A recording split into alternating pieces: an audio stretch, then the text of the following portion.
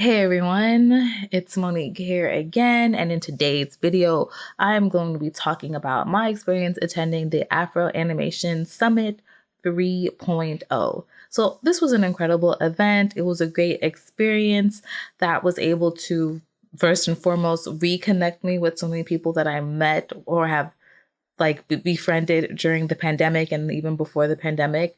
It took place in Burbank, California in April of 2023 this year. So this event brought together professionals, enthusiasts, and everybody else alike, students, people that just worked in various capacities in the industry or that were trying to break into the industry together to talk about this basically being Black in the industry, and then also just having a lot of dialogues that had nothing to do per se with being Black, right? So in this video, I'm going to share some pros and some cons intertwined with some footage that I took of my time there of the event itself.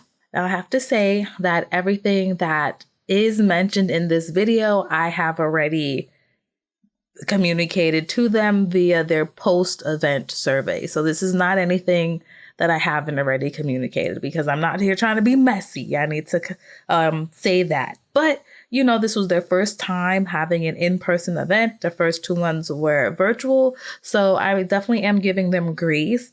However, it still is what it is. So here we go. So obviously one of the biggest, most important pros of this thing was the opportunity to meet, network, connect with other professionals in the industry and emerging talent as well.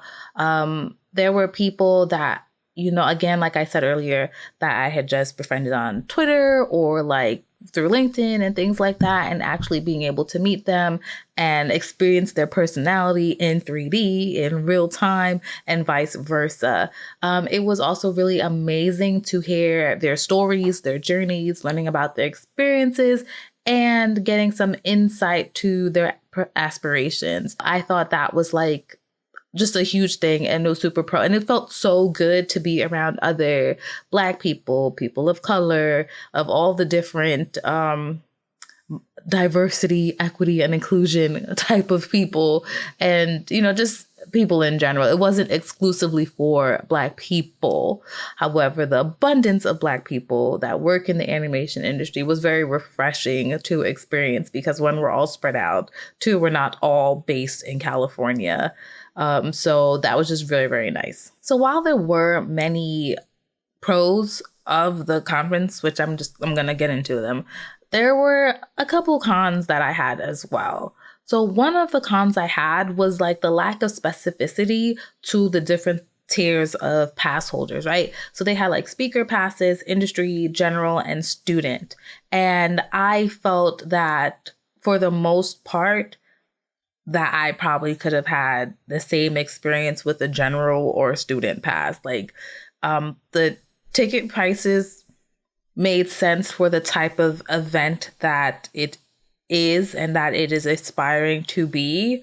However, aside from like a brunch for industry pass holders, there was nothing really different or special per se about being an industry pass holder. Like, we didn't really have special talks geared to us, especially people that have been in the industry for like more than 3 years. We don't need to hear like breaking into the industry type of conversations. Also, they did have goodie bags, but most times different pass holders may have a bit more, like each tier would have more stuff in their bags. Just to my understanding that all the bags were the same.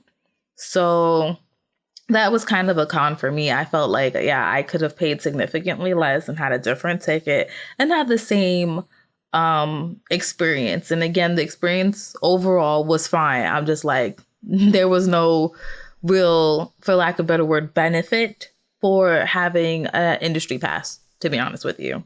I also feel that the student pass holders should have had programs specifically for them too, because things about like, which I'm sure they're probably learning in school, but like whatever you're supposed to have in your portfolio, I think there was some of that conversation, but a bit more programming specifically for them coming out of whatever school, be it if it's high school, if it's college. Maybe they're doing some sort of training programs. Like they should have had their own like mixer and like things for them as well. So another pro of attending the summit was getting the chance to hear directly from specific people because they were on panels. So there's, again, people that I've seen virtually or communicated and engaged with online, but it was good to see them like up on stage, talking about whatever experience that they had, answering questions, and also being able to meet them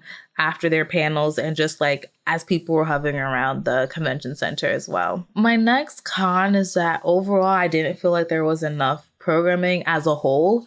Now, as someone that has had to plan, program, coordinate, and execute a virtual summit, I was a program coordinator for some film festivals in New York. I also did programming for even bigger festivals. So like I understand all the planning and coordination firsthand that has to go through to this. And I understand people end up having to bail last minute and things change and whatever, all sorts of pivots like that.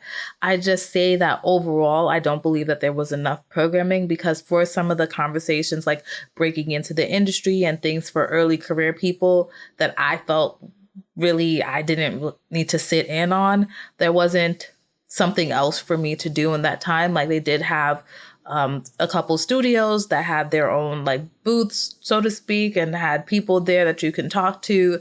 But again, those are like recruiters who were seeking more like early career people and artist opportunities. So I didn't really have much to talk with them about.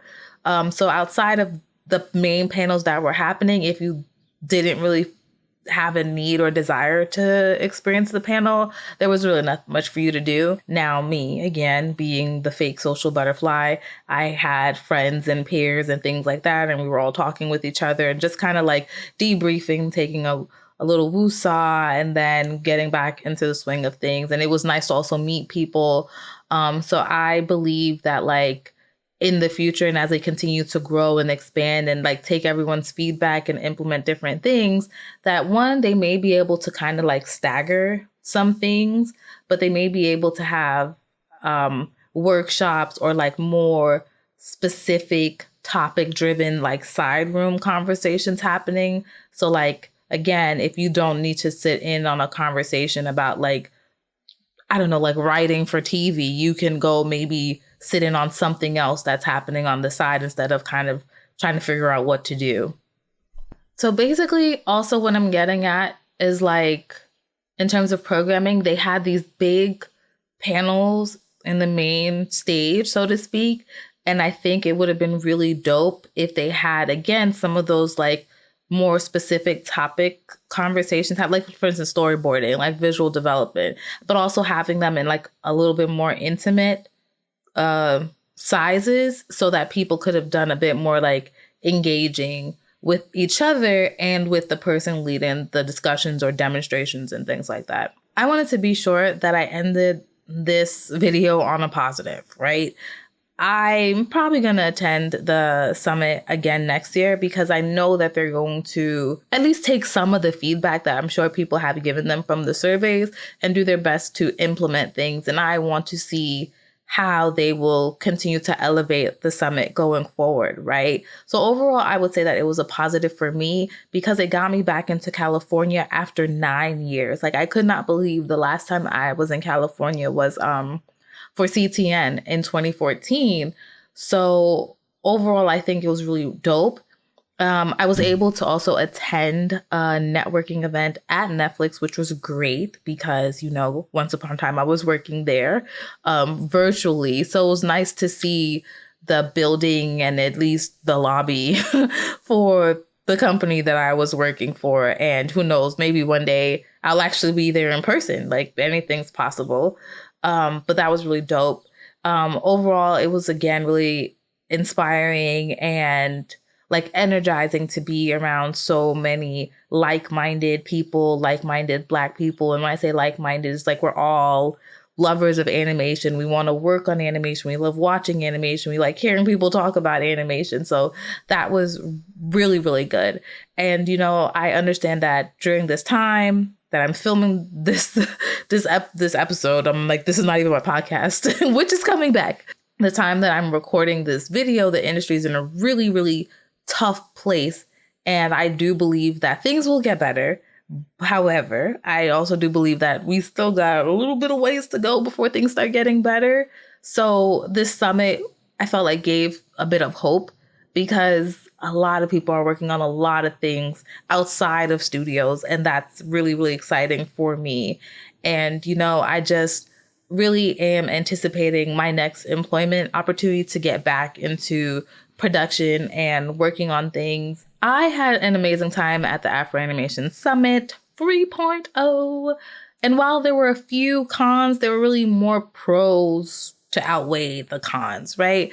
And I can really say that there's something there with the summit that is to be explored and to be supported. And I can only hope that, the founders and the organizational team, again, will take the feedback from the surveys and do their best to implement some of the suggestions, because it's a necessary event, obviously, and they were able to get the turnout that they did and the participants that they did for a reason.